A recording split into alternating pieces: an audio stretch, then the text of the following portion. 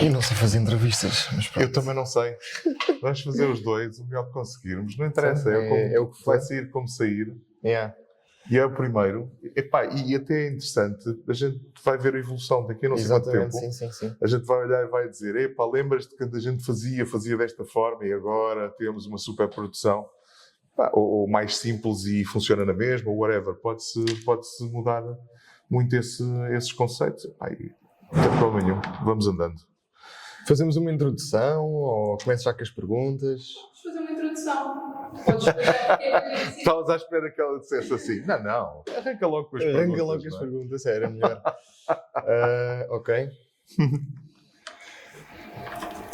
Ok. Mas pensa lá o que é Tenho que falar as para aquela ideias-chave. Sim, tu estás A sempre nesta. ideia-chave? As ideias-chave são simples, não é? Temos uma rádio nova, queremos conhecer pessoas diversas dentro do ambiente da escola. Vamos fazer aqui uma rubrica de entrevistas. Digital, não é? É o nome. Escola Fica definido. Digital. Vamos fazer uma série de entrevistas a várias pessoas ligadas à escola ou de interesse na escola, etc, etc. E esta é a primeira. Vamos lá começar. Uma cena qualquer assim muito... Mas faz como tu achas que é preferível. Só estou aqui a dar... Sim, um empurrãozinho. Senão eu não... Não fiques nervoso. Eu não. Pode ficar. Eu também iria estar desconfortável no sítio onde tu estás. Mas Tenho aqui duas câmaras, luzes, tudo. Então, falo para a câmara. Isto não é tipo vídeos do YouTube, mas pronto. Olá e sejam bem-vindos ao primeiro Digitalk, à primeira entrevista de muitas para vir. Hoje estamos aqui com Luís Garcia. o professor e diretor aqui na Escola Digital. Professor Luís, é professor aqui, é diretor, o que é que faz aqui? Sou diretor da escola. Agora, ultimamente, tenho estado a dar um módulo de 25 horas, portanto, uma coisa muito pequenina, mas a uma turma de terceiro ano de fotografia. Neste âmbito, precisamente, gravar com câmaras DSLR. Bom, estas são um bocadinho mais São um bocadinho mais são um bocadinho avançadas, é verdade. São mirrorless, mas de qualquer forma é uma área de interesse que eu tenho já há bastante tempo e por isso também tenho estado a dar aqui uma perninha. Que idade é que tem? 53 anos. Portanto, eu sou daqueles que nasceram ainda no milénio passado, etc. Sou jurássico. Muitos diriam isso. Então, aqui falando assim de câmaras, quando é que este interesse apareceu? Eu acho que sempre tive esse interesse. Desde há muito tempo que tive esse interesse. Ainda cheguei a tirar fotografias durante muito tempo com câmaras de rolo e, portanto, sempre foi uma coisa... Portanto, diria há mais tempo do que tu és nascido, que isso de facto aconteceu. Entretanto, como em tudo, vai havendo momentos em que estou mais interessado, outros menos disponível, etc. Agora tenho despertado um bocadinho mais o meu interesse nesse âmbito. Consigo, com isso, também fazer uma ligação um bocado familiar. A minha filha também gosta muito destas coisas. Ela gosta mais de estar deste lado da câmara e eu mais daquele lado da câmara. É, tal e qual como... Sim. Mas isso tem levado a que, porque coisas que ela tem vindo a desenvolver do ponto de vista profissional, tem levado a que eu esteja muitas vezes, ou algumas vezes, do lado da câmara e voltei outra vez a ter assim, bichinha a chamar por mim. Em termos de formação académica? Olha, à partida pensarias que um professor e diretor de uma escola que teria formação superior. Sim, universidade.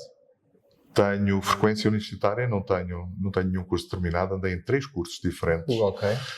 Entrei em Metalurgia Materiais, porque sim, porque foi onde eu entrei. Eu queria entrar no Instituto Superior Técnico e foi onde eu entrei. Não foi o primeiro curso que eu escolhi, foi aquele que me saiu em sorte, pode-se dizer assim. E depois prossegui pela Eletrotecnia, que era o que eu queria ser quando fosse grande. E ao fim de algum tempo percebi que os cursos, tudo o que era disciplinas ligadas à programação era o que me apaixonava. E acabei por dizer, não, então vou para a informática. Fiquei no terceiro ano de informática. Hoje em dia teria um curso, porque Sim, hoje em dia sim. são com 3 anos. O que é facto é que eu não terminei nenhum dos 3 cursos. Andei 6 anos no Instituto Superior Técnico. Não andei a passear a pasta, porque de facto fiz essas disciplinas. E aprendes bastante. Mas o mercado começou a puxar por mim, eu comecei a dar formação, etc. E acabei por não ter disponibilidade. Então, e em termos, temos aqui programação, temos aqui câmaras. Qual é a relação aqui? O que é que tem mais interesse? Olha, pela minha ligação à informática, como te acabei de dizer, estava no curso de informática, o último curso que eu ainda estive era de informática, é uma área que eu gosto particularmente e no âmbito da programação em particular. Houve várias coisas que me levaram a seguir esse caminho muito ligado à programação e, portanto, é uma área que me apaixonou bastante durante muito tempo, mas numa perspectiva profissional. Fotografia, câmaras e coisas desse género não tem nada de profissional, não é no âmbito profissional que eu procuro nada disso. É de facto um hobby, aliás, tenho ideia que queres saber mais ou menos sobre os meus hobbies e este é o principal, a fotografia e o vídeo.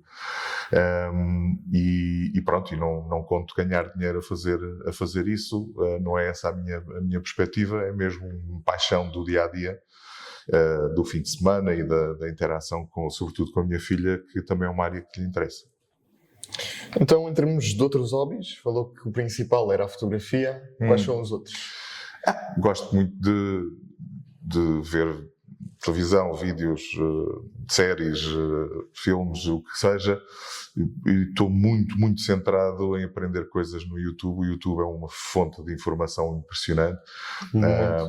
E é certo que há alguns cursos que o YouTube não é o sítio indicado para encontrar formação para eles, porque nem sempre tem a qualidade que se deseja, etc. Muitas vezes querendo alguma coisa ligada à certificação, portanto procurar ter algo que possamos dar como credenciais em particular. Sim, o YouTube ainda não faz isso? Isso. Talvez no futuro? Isso, no YouTube não consegues ainda esse tipo de credenciação e aí procuro cursos online sobretudo e não seria estranho, isto parece estranho, mas não seria incomum eu, numa noite de sábado para domingo, às 3 da manhã, estar a fazer um curso. É uma cena estranha, mas é uma coisa que, se eu estou muito apaixonado por aquela matéria e quero saber mais sobre aquela matéria, acontece mais vezes usar os fins de semana, porque afinal de contas, durante a semana, o tempo não permite isso por ir além, e estar a fazer um curso sobre uma matéria que me interessa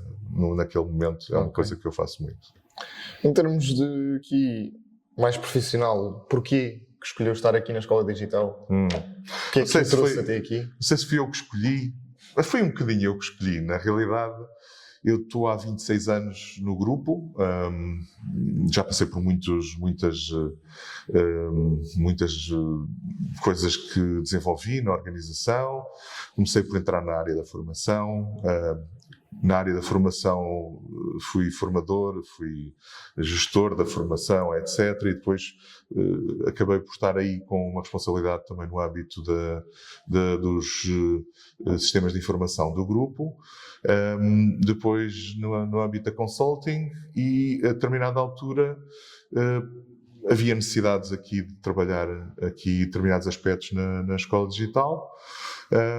E o Rui Correia, que é o presidente do grupo, perguntou se eu não queria assumir esta posição, que achava que eu tinha as características indicadas. Eu, de facto, fui aprendendo muito sobre gestão, marketing e por aí adiante.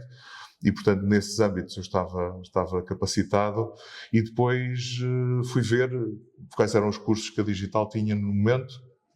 E é giro que, tendo 5 cursos, são os mesmos ainda, estamos a trabalhar para ter mais um que é o de vídeo, mas dos 5 cursos, em 5 dos 5 eu tinha tido ao longo da minha carreira interação que me levou a sentir conforto em estar ligado a estes 5 cursos, em programação, pela minha formação académica, em sistemas, eu fiz um curso de reparação de rádio e televisão, quando se ainda reparavam essas coisas. Hoje em dia já é diferente. É quase de largar e comprar de novo, não é?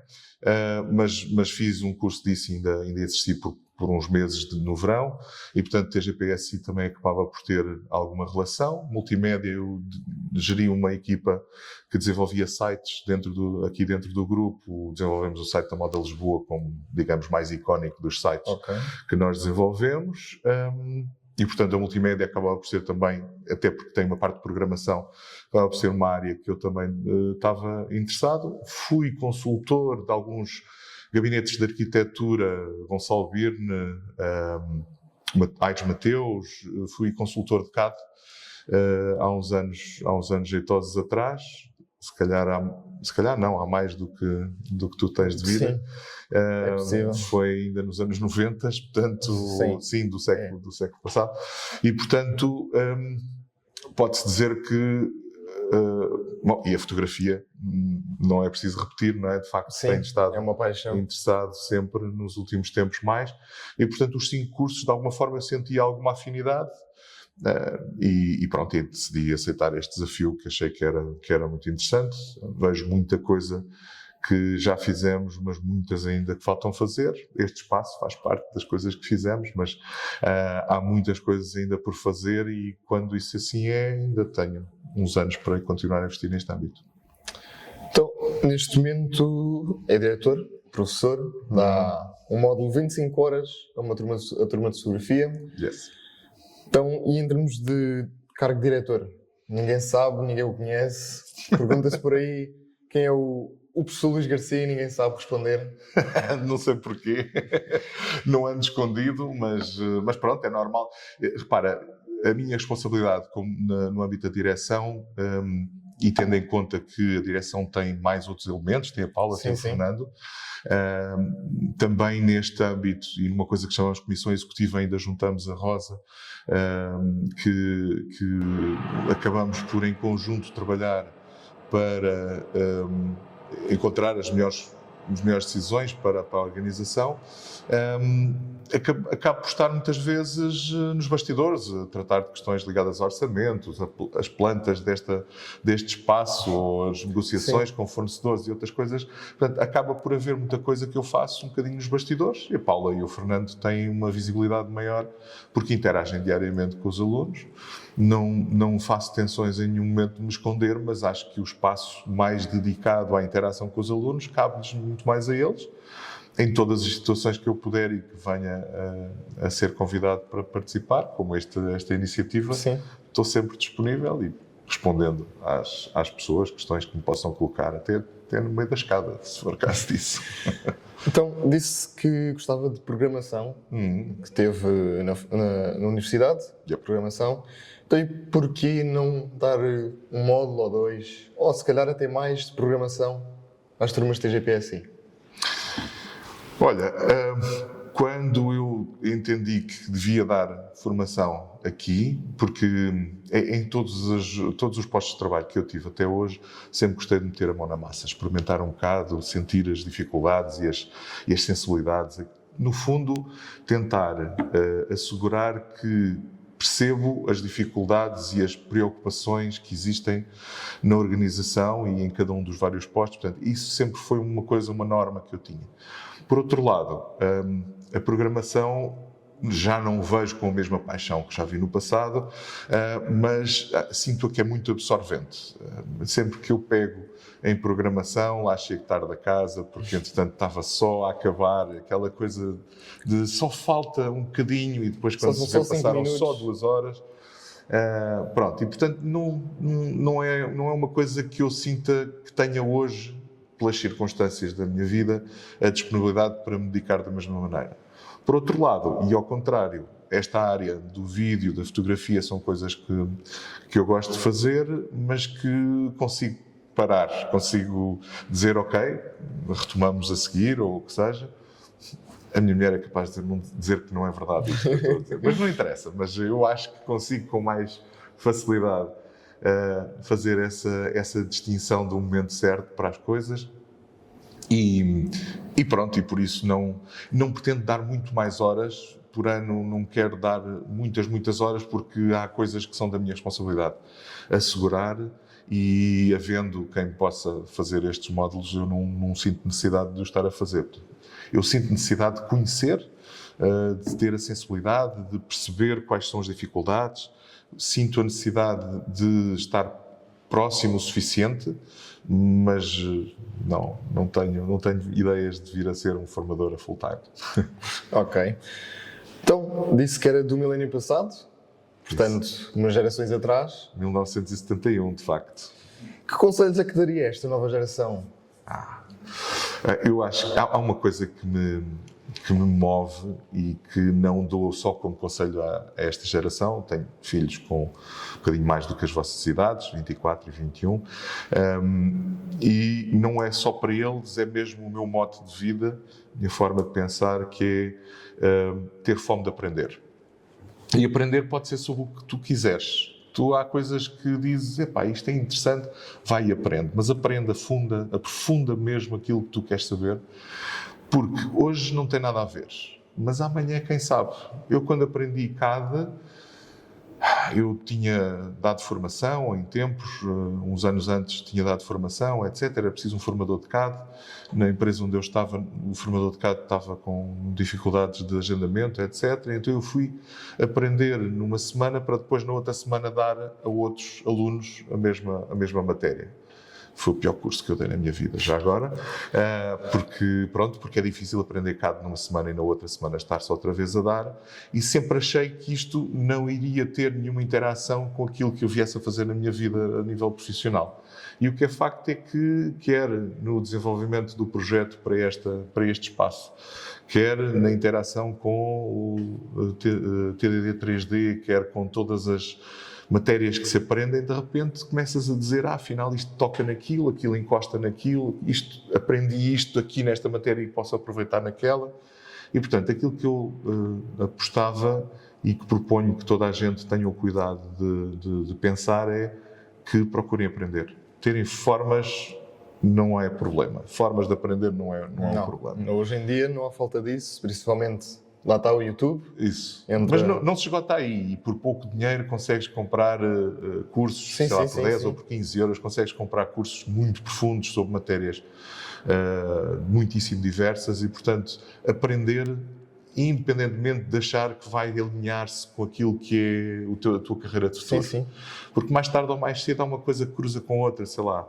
Eu lembro-me de no passado se achar que usar drones que era uma coisa que era de brincar. E hoje em dia sabemos que há muitas tarefas, muitas profissões que usam os drones como... Portanto, eu aprendi a usar um joystick em 1980, um joystick do ZX Spectrum para andar com um bonequinho no espaço, com essa limitação de ser gráficos muito fraquinhos, não é? Mas não interessa, mas aprendi a fazer aquilo sempre achando isto vai ser só para divertir-me. E de repente há pessoas que fazem disso uma profissão. Uma profissão, fazem disso a vida, sim. E portanto eu acho que a gente há de ter sempre coisas que nos apaixonam e que entendemos que o mundo nos vai pagar para a gente fazer essas tarefas. Aí estamos no âmbito da profissão. E depois aquelas coisas que nos apaixonam, não devemos abandonar, devemos continuar a apostar, continuar a aprender, continuar a aprofundar, que um dia, mais tarde, quem sabe, tudo se liga. E se não ligar, também não se perdeu nada, porque não há falta de espaço ali no cérebro. A gente, por acaso, tem aqui uma capacidade boa de memória, colocar coisas. Sim. E, portanto, esse é o meu mote, e que eu proponho que toda a gente tenha essa fome de aprender. Ganhe competências em N coisas. Mas não tem nada a ver com isto ou com aquilo, não interessa. Aprende, e depois um dia começas a cruzar coisas e dizer, o gajo que aprendeu alpinismo, de repente pode pintar um prédio através de alpinismo. Mas isso é bem ou é mal? Não sei. Se calhar pode ser redutor pensar que isso possa ser de menor valor ou o que seja, mas pintar com o pincel, pintar ali a parede, de certeza que é menos valorizado. E depois, de repente, alguém que sabe pintar, também sabe escalar e já tem uma profissão que já é muito mais valorizada. Sim. Isto só para dar dois exemplos muito básicos, mas muito no conceito de aprende. E depois logo vês onde é que encaixa. Então aqui temos de recomendações. Recomendação de um filme, uma série e um livro. O que é que recomenda?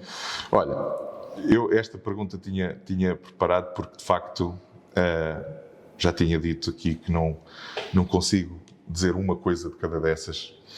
Começando aqui pela questão dos livros, posso dizer que os primeiros livros que li para quem é da minha idade sabe, os 5 e os 7 da Enid Blyton são livros icónicos. Se calhar Diário de um Banana será hoje aquilo que tu reconheces como sendo aquela coisa que toda a gente leu quando era jovem e da tua geração. E nós eram os 5 e os 7. Eram uns amigos que faziam aventuras, etc. Foram os primeiros livros que eu li, mas o primeiro livro que eu achei que não era para crianças, ainda assim era divertido, chamava-se O Papalagui, que é uma história sobre um chefe de uma tribo que não tinha nenhum conhecimento sobre a nossa sociedade e que se desloca à nossa sociedade para conhecer e para perceber, e que depois relata aos seus conterrâneos, aos seus elementos da tribo, como é que o homem branco, que é como ele nos chamava, independentemente da cor de qualquer um deles, mas para todos os efeitos, na perspectiva dele, era o homem branco. Portanto, no fundo, o homem cuja sociedade nós integramos se organizava. E o que é essa coisa do papel e do metal pesado, que era o dinheiro, que ele diz que nós somos, esse é que é o nosso Deus, o nosso grande Deus, independentemente do que é que a gente diz que é, esse é que é de facto, e etc. Portanto, é assim, um livro é levezinho, é prático, é giro, e que eu gostei muito de ler, e foi aquele, diria que foi o primeiro que saiu fora daquela parte assim mesmo muito de puto. É como eu chamo os meus filhos também, estou à vontade para dizer isto desta forma. Mais recentemente, A Fúria Divina, do José Rodrigues Santos, é um dos que eu gosto muito. Eu acho que quer ele, quer o Dan Brown em conjunto, quer dizer, cada um por si, mas ambos têm uma forma de colocar nos livros coisas em que eu aprendo sempre. Os vários livros que vamos vendo sair destes dois autores são sobre uma aventura de um detetive, mas na realidade um é sobre religião, o outro é sobre criptografia, o outro é sobre geografia e por aí adiante, e acho que aprendo sempre em cada um destes livros, e são livros que eu acho que são muito, muito interessantes. Mas se tivesse de escolher só um, diria que A Fúria Divina é o mais ajustado para mim, para escolher. Depois querias filmes, não era? Filmes, um filme, ou vários, se tiver vários, e uma ou mais séries também. Portanto, pus filmes. Regresso ao Futuro, para quem é da minha geração, foi hiper marcante. Regresso ao Futuro, Top Gun, Amadeus, gostei muito mesmo do Amadeus, foi durante um tempo o meu filme favorito. Matrix, que tem uma característica em dois aspectos diferentes que me marcaram. Uma, pela característica de imaginar, será que esta é que é a verdadeira realidade? Exatamente. E que outras realidades é que possam existir, que são mais reais ou menos reais do que esta? Será que estamos numa Matrix? Será que estamos? Mas também aquele modelo de gravação em que a Trinity salta e está numa posição estática no ar e de repente a câmara roda à volta dela. E aquilo foi hiper marcante, mais uma vez o meu interesse pelo vídeo e pela fotografia. E foi uma coisa que me apaixonou. Depois tens, sei lá, Senhor dos Anéis, O Hobbit, Filadélfia, gostei muito do Filadélfia, sobretudo porque a música é a minha favorita. O Gladiador, Armageddon, Interstellar, e depois guardei este. Se calhar, se a minha mulher me ouvir, vai achar piada este, porque é um filme que eu acho que foi aquele que eu gastei mais mal do meu tempo, que é O Carteiro de Pablo Neruda. Foi um filme que eu uso como um exemplo de tempo mal gasto. Eu sei que estou a ser mauzinho, não só para quem gosta do filme, mas também até para os autores e por aí adiante, que não me vão ver, portanto não há problema. Mas é assim aquele filme que eu puxo sempre nas nossas conversas, do género de dizer, e tal, podíamos gastar tempo sem fazer nada, tipo ver o Pablo Neruda. Pronto. Portanto, sempre naquela lógica de brincar um bocadinho com a situação, e, portanto, não podia deixar de usar aqui esse exemplo. Em termos de séries, o que é que tem aí guardado para nós? O que é que eu tenho aqui guardado? As primeiras séries desta característica do hoje, em que se filmam não sei quantos episódios de seguida, até hoje em dia disponibilizados em grupo, mas em tempos 1 a 1, etc., etc., e que a gente acaba de ver o primeiro episódio, ou o primeiro, ou o quinto, ou o 90º, não interessa, vemos um episódio e quando termina ficamos com a dificuldade de não carregar no botão de play para ver o episódio seguinte. Lost e Prison Break foram os primeiros que eu senti este conceito. Inclusivamente foi nessa altura que houve uma guerra grande entre quem produzia conteúdos deste género, que era muito mal pago, e depois quem estava à frente das câmaras, que era um bocadinho mais bem pago, acho que continua a ser. E, portanto, houve aí, inclusivamente, uma greve dos guionistas e por aí adiante. O Lost teve parado durante algum tempo por causa disso.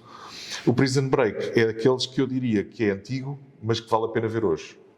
Portanto, se algum de vocês tiver acesso, acho que é a Netflix que tem, Acho que merece continuar a merecer a pena. Como todas as séries, as primeiras seasons são melhores do que as seguintes, quase nunca melhoram, mas as primeiras 3 ou 4 seasons temporadas são fantásticas. Cómicas, uma que tem que se dizer, para quem tem a minha idade, tem que se dizer que é o Friends, é daquelas séries que se estiver a dar na televisão por algum motivo já vi 32 vezes aquele episódio, mas vejo outra vez. ainda hoje em dia se fala muito nisso. Isso. How I Met Your Mother, um bocadinho ao mesmo estilo, mas um bocadinho menos conhecido. The Big Bang Theory, claro. E o mais importante para mim, e que não te dirá nada, tenho a certeza, porque é humor inglês e muito mais antigo, também dos anos 90, porventura 80 até. O Sim Senhor Ministro é uma sátira sobre... Não me diz nada mesmo. Uma sátira sobre uma pessoa que acaba... Não tinha nada a ver com a política, que é eleita como ministro e que chega ao ministério e tenta fazer coisas, mas toda a orgânica do ministério está feita para que nada aconteça. E, portanto, ele tenta fazer uma coisa qualquer e de uma forma humorada e com o humor inglês. Portanto, não é daquele humor de grande gargalhada, mas é um humor inteligente. Vão dissuadindo o ministro de fazer mais e mais e, portanto, é uma série muito, muito interessante. Desafiantes: House of Cards, Suits e Peaky Blinders. Qualquer deles são extraordinariamente desafiantes naquilo que não estás à espera que aconteça e que, de repente, há um twist no enredo e de repente há alguma coisa que se chama, que cutuca aqui um bocadinho a minha forma de pensar e eu gosto particularmente. Depois... Em termos do Suits, eu posso dizer que já vi e adorei. Ótimo. Só a última season é que não. Pronto, mas é isso que eu te dizia há É bocadinho. tal e qual as outras séries. As primeiras são sempre boas e depois têm tendência a piorar. Eu usei aqui, por exemplo, não usei porque ia dizer-te agora, no âmbito das distópicas, aquelas que têm uma realidade completamente alternativa, Game of Thrones é icónico, não é? Pode-se dizer que sim. E eu diria, se não viste a última season, não perdeste nada, porque a última season é um display de capacidades técnicas e não uma história bem conseguida. E, portanto, é daquelas... Mas merece, evidentemente, estar aqui na minha lista. Snowpiercer, também muito interessante. É uma realidade em que o mundo está para acabar, sem recursos e por aí adiante, e que um conjunto de pessoas, as poucas pessoas que ainda existem, andam num comboio muito longo e existem várias classes dentro do comboio, os ricos, os remediados e os absolutamente desprovidos de bens e de condições, e a luta das classes que surge ali, tudo num comboio. Portanto, passa-se a série toda num comboio, é muito interessante. E mais uma, e é a última, prometo, Man in the High Castle. Man in the High Castle é sobre o que seria a nossa sociedade se na Segunda Guerra Mundial os alemães tivessem ganho essa guerra. E, portanto, digamos que em vez da Alemanha estar dividida, é os Estados Unidos que estão divididos, tem uma parte alemã, tem uma parte japonesa. Como é que seria essa sociedade? Seria completamente diferente, acredito. Nova Iorque com grandes símbolos nazis e por aí adiante, portanto, são coisas que a gente olha e que diz assim, nem sequer estava a ver que isto pudesse ser possível. E eu acho que são séries que valem a pena gastar esse tempo.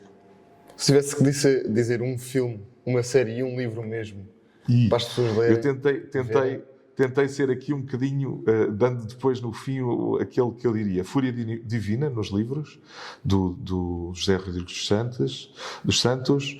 Filmes, talvez o Matrix.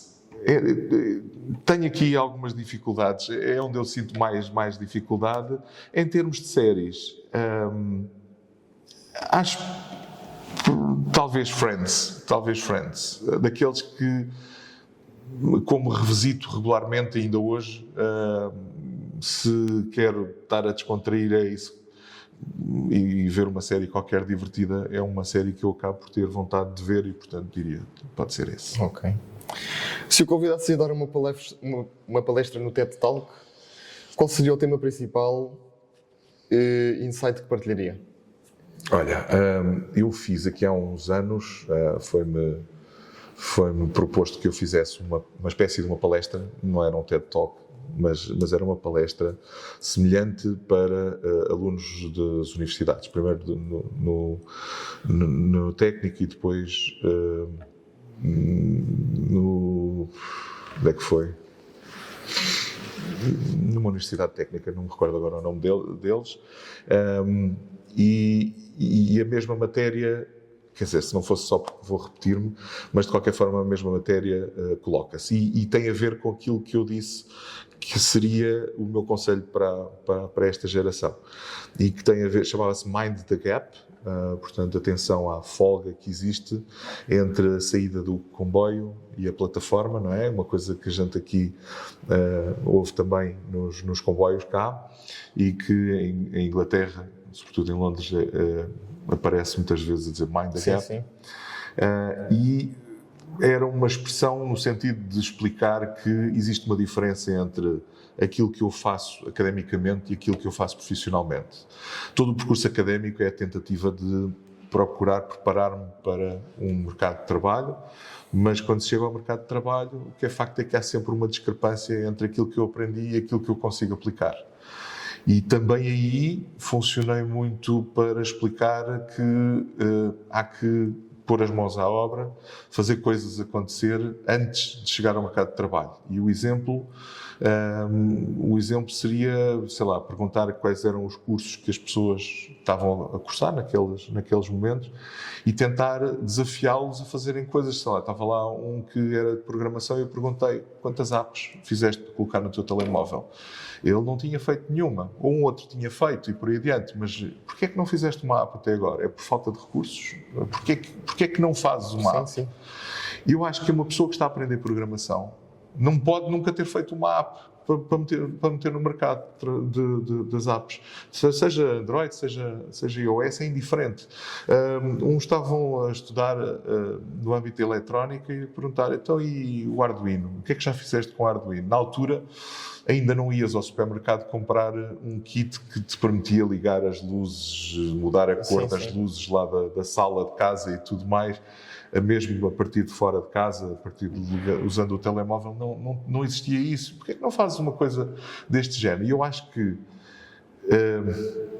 a palestra é longa, portanto não vou replicá-la aqui, mas de alguma forma dizer é que nós estamos quase sempre à espera que outros nos digam o que é que nós temos para fazer. E eu acho que nós temos que fazer coisas. Ter iniciativa própria. Isso. Se pudermos pensar coisas que sejam vantajosas para a sociedade e que de alguma forma nos possamos envolver com a sociedade, em ciência, em soluções, em situações em que possamos apoiar pessoas com mais necessidades, etc. Muito bem, acho que é muito relevante. E se não, fazer produtos, fazer novos testes sobre coisas que um dia poderão vir ou não, mas se não forem também não se perdeu nada, úteis para a nossa vida. E isso já foi e seria uma área que eu tentaria explorar de forma diferente agora, porque eu acho que falta muito isso. Eu tento fazer isso sempre com os meus filhos e acho que é muito importante eles perceberem que, isto é quase uma mensagem para o André e para a Mariana, perceber que tudo o que fazem fora do âmbito do trabalho deles contribui ou para a sociedade, ou para eles próprios. Diria que para a sociedade e potencialmente para eles próprios na volta, e que isso é essencial e a gente tem que gastar menos tempo a fazer scroll. Mas eu também gasto. É a realidade hoje em dia. Estou aqui como uma última pergunta para acabar. Sim. Faria uma palestra aqui para falar sobre esse tema? Claro. Então, e o que é que está a parar? Não aconteceu ainda. Mas vai acontecer. Pode acontecer, sim. Acho Ok. que é um bom Ok. repto. Então, muito obrigado aqui pela sua disponibilidade. Muito obrigado também. Esta foi a primeira entrevista de muitas para vir, aqui com os vários elementos da Escola Digital. Portanto, damos fim a este Digitalk. Obrigado e até uma próxima. Tchau.